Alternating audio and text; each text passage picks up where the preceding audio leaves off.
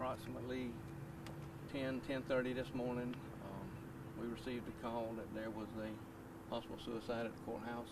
We came over, and the court folks had already found Judge Jekyll.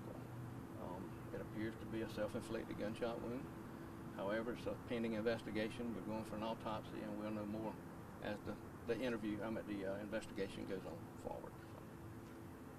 You said that he was found around between 10 and 11 this morning. Is there any idea of when he may have actually committed suicide?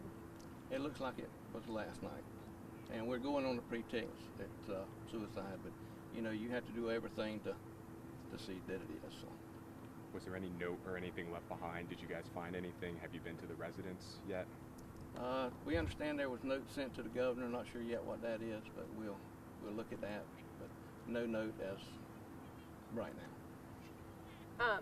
There is a copy of that note circulating on social media. We haven't been able to confirm its authenticity yet, so just to clarify that. But it appeared that Judge Jekyll had tried to resign from his position and that the governor's office may have rejected that resignation. Are y'all able to confirm whether any of that is accurate?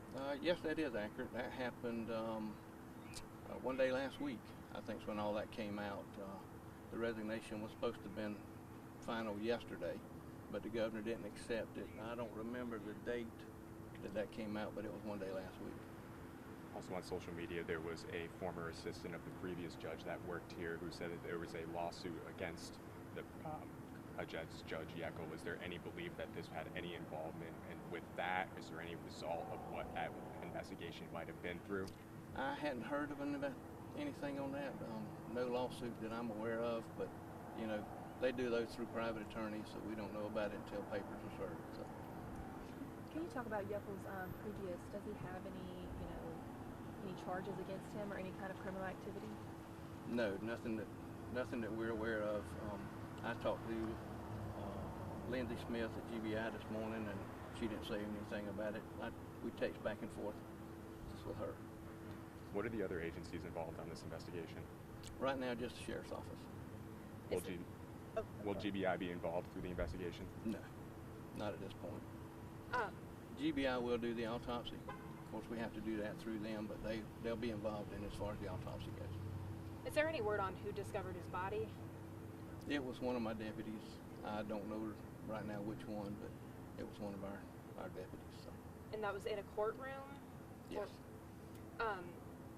Was court supposed to be in session today? No, he didn't have any court this week. Did he have anything yesterday? I don't remember. I was in and out yesterday, but I don't remember of anything. Usually this time of year, everything's winding down, so you don't have too much, but he could have, but I'm just not sure. Sheriff, I know that, y'all in the legal community obviously work very closely together. Do you have any comments just for the community or the judge's family at this time? Yes, and, we want to offer them our condolences.